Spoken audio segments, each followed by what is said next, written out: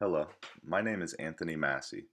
After putting my focus into the unconscious thought processes that run businesses around our country, it was hard to come to a conclusion as to what exactly I wanted to help fix. It was under this research where I came across a word several times and found my focus: diversity. The question I present is diversity really a problem in the workplace, even today? And how can we fix this problem? First, I'd like to discuss the stakeholders I want to be involved in this solution. I understand that you stakeholders are investing into this proposal, and I want to see success in what you are investing in. That is why anyone with a business background, such as a business owner, manager, or even an upcoming business owner, would be perfect for implementing my solution. Not only would people with a business background be perfect for a stakeholder in my proposal, but also schools around the country, from high schools to universities. The reason I am focusing on these groups of people is because companies and schools all over the US need diversity in their scenarios. With the help of these knowledgeable stakeholders that work with diversity every day and understand the problems at hand, I believe we can implement the solutions necessary and tackle the diversity issue across the country.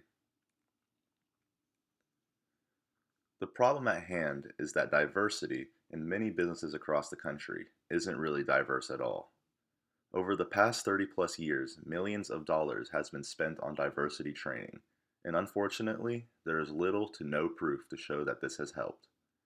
Gender and racial diversity training we are familiar with from the past has actually shown to have an adverse effect. One example of this is the Texaco incident in fall 1996.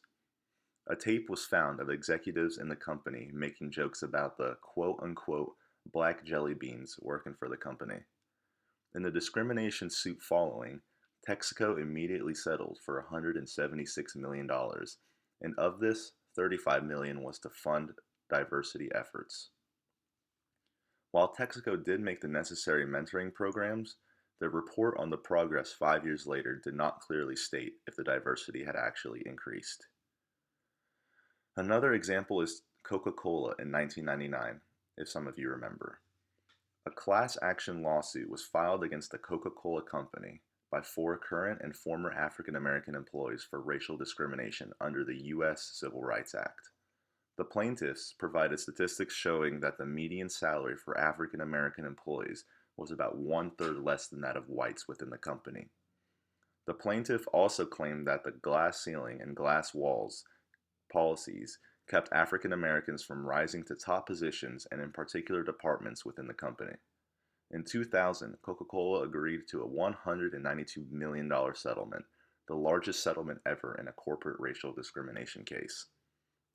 As you can see, diversity is a large issue that is costing these big companies millions of dollars, and the statistics behind it are just as scary. Here on the slide, you can see a few statistics about diversity in the workforce. Figure 2 shows that whites make up about 64% of the workforce, while Hispanics, African Americans, Asians, and non-identifying groups make up about the other 36%.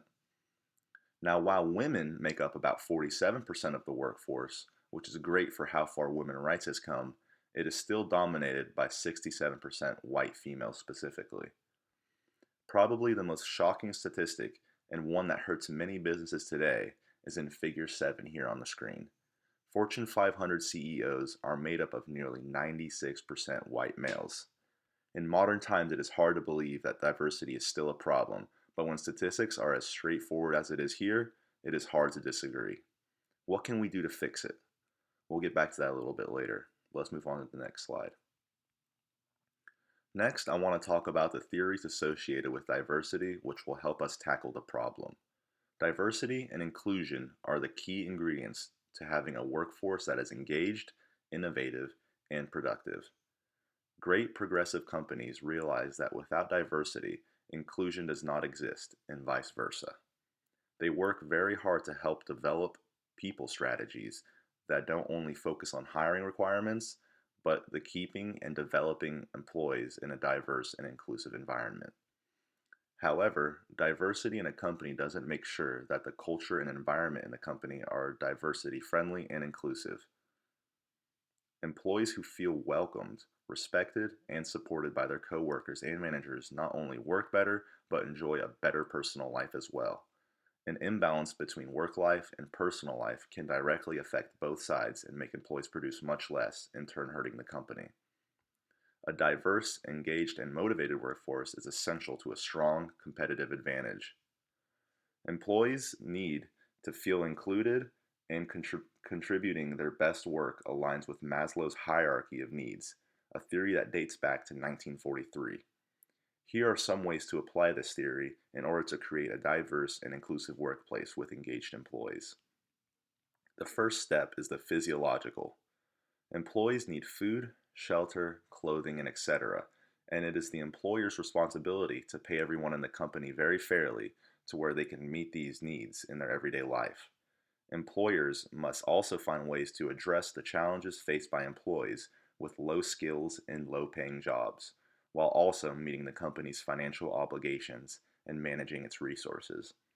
This is the minimum wage socioeconomic issue with significant diversity implications inside and outside the workplace. The next step is safety. This means absolutely no harassment, bullying, and situations that threaten the employee's safety and make them feel uncomfortable in the workplace. Next is belongingness.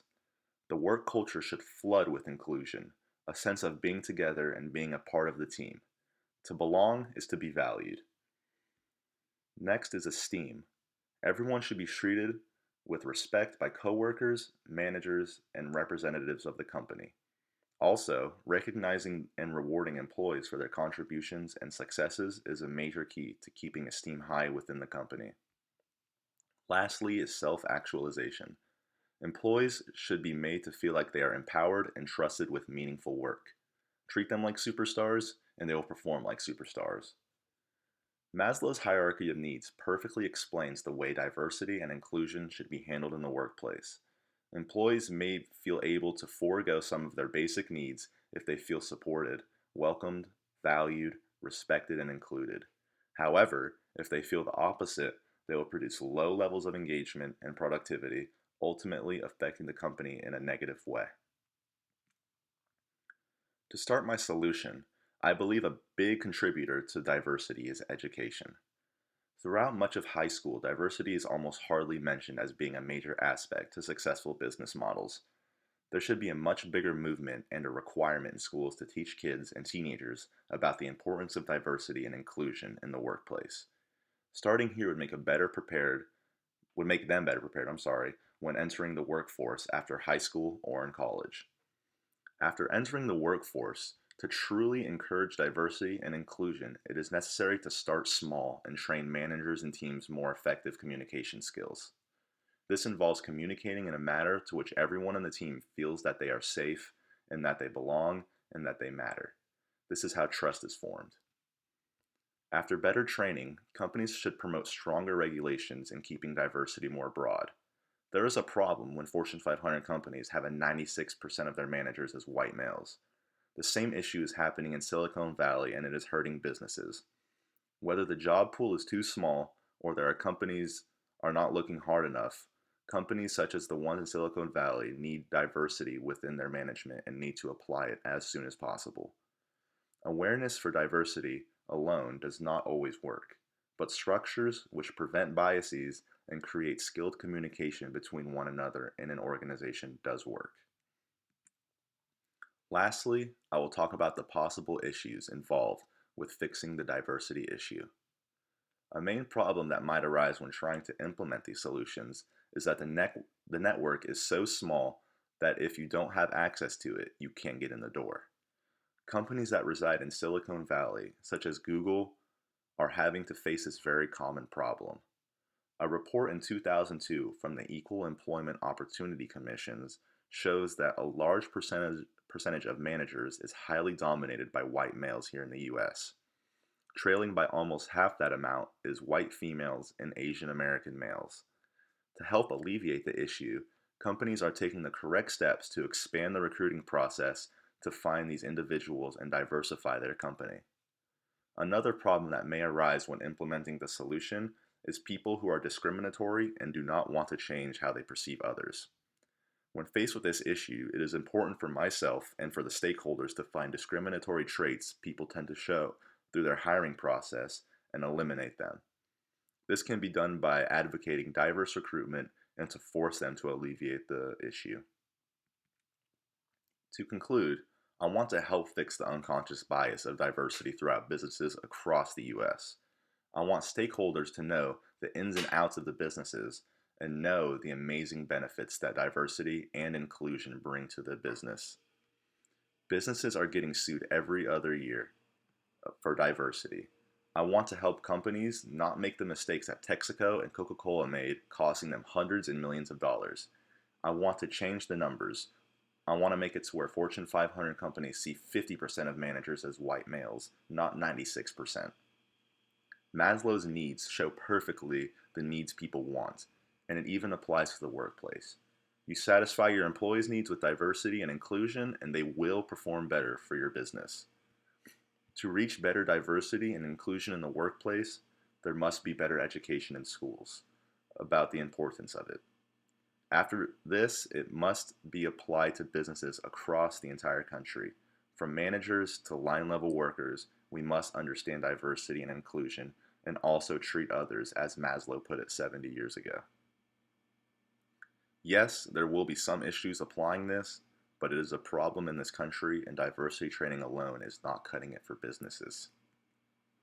Thank you for listening, and I hope that together we can work on breaking the issue of diversity in businesses here in the US. Thank you very much.